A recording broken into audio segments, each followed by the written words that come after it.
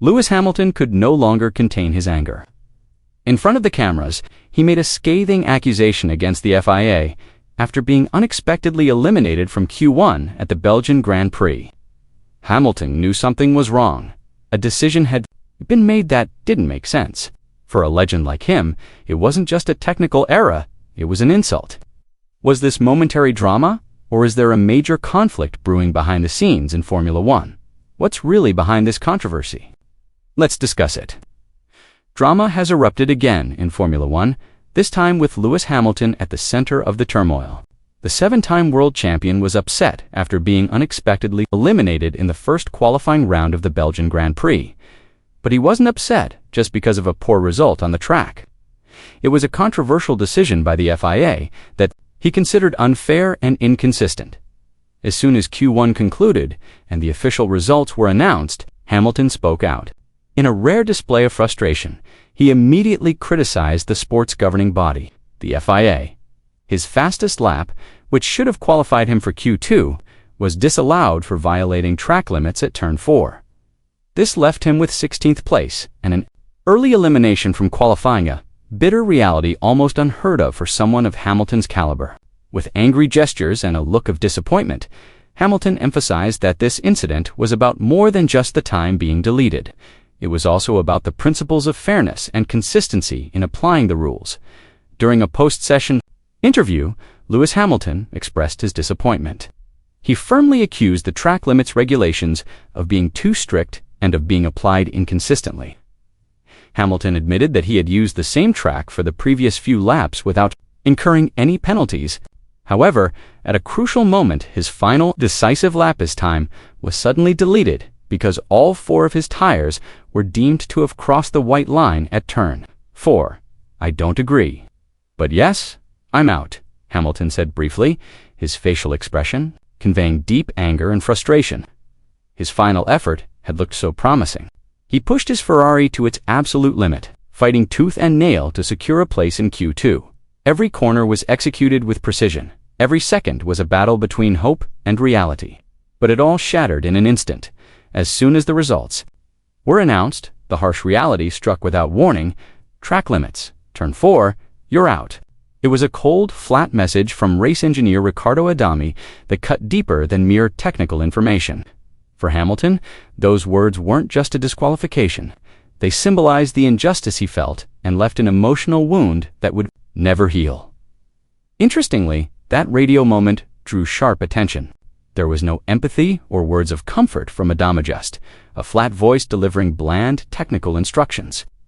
This was a stark contrast to the communication style of Peter Bonington, Hamilton's go-to race engineer at Mercedes for years.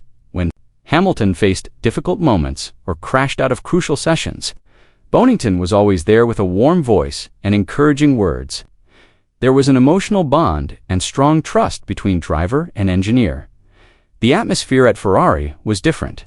The communication was cold and stiff, almost mechanical. Reflecting the immature relationship between Hamilton and Adami, it was a professional relationship that still felt like two strangers forced to work together under immense pressure. Sky Sports senior journalist Ted Kravitz even openly highlighted this. Kravitz said, "Adami's tone felt like the distance between two people who don't really know each other." In a crucial moment like this, a driver needs more than technical information.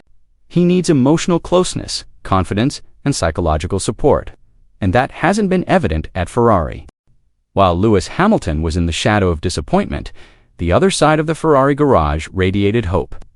Charles Leclerc performed confidently throughout the weekend, securing third place on the grid, a significant achievement that brought the Maranello team a sigh of relief amidst immense pressure and high expectations. Leclerc praised the team's technical updates, especially those to the rear suspension. He said these updates significantly improve the feel of the car. "Yes, it's a step forward," he said optimistically, yet realistically, "but we're still a long way from McLaren." This statement reflected an awareness of reality, but also signaled real progress within the team. Leclerc's.com calculated and unhurried demeanor bodes well for Ferrari's future. This was in stark contrast to the atmosphere in Hamilton's garage. which seemed cold and tense after an early elimination in qualifying. One side of Ferrari appeared fractured and lost. The other displayed a slowly growing sense of stability and confidence. This wasn't just about results on paper. It reflected the interplay of two different worlds within one team. It's a clear indication that Ferrari is at a crossroads between looming crisis and glimmering hope. Lewis Hamilton's failure to qualify, combined with Charles Leclerc's relatively stable performance, has fueled speculation that Ferrari is turning its attention to the future, specifically the upcoming seasons.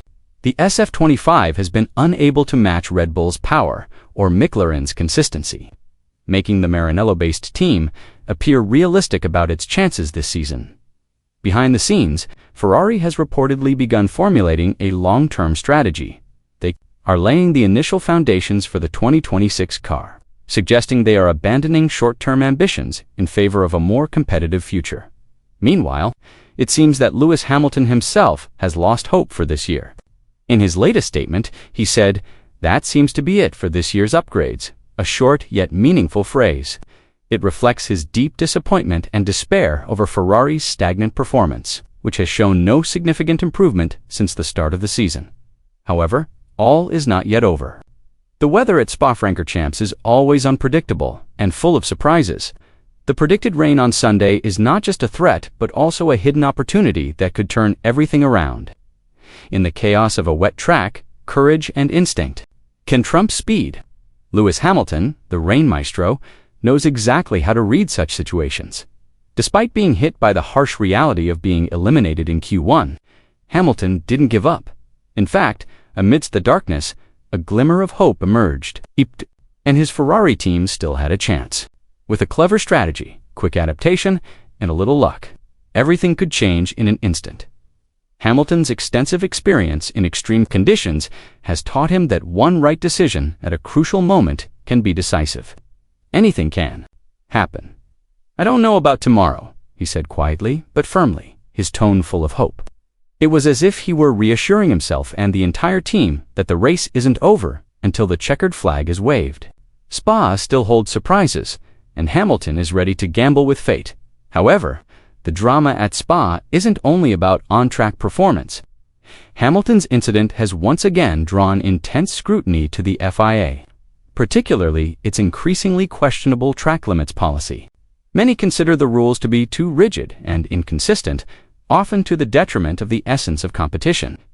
Hamilton may not be the first driver to express frustration, but his status as a seven-time world champion amplifies his voice. This simply an individual error? Or is it a sign that the race control system needs urgent improvement? Share your thoughts below.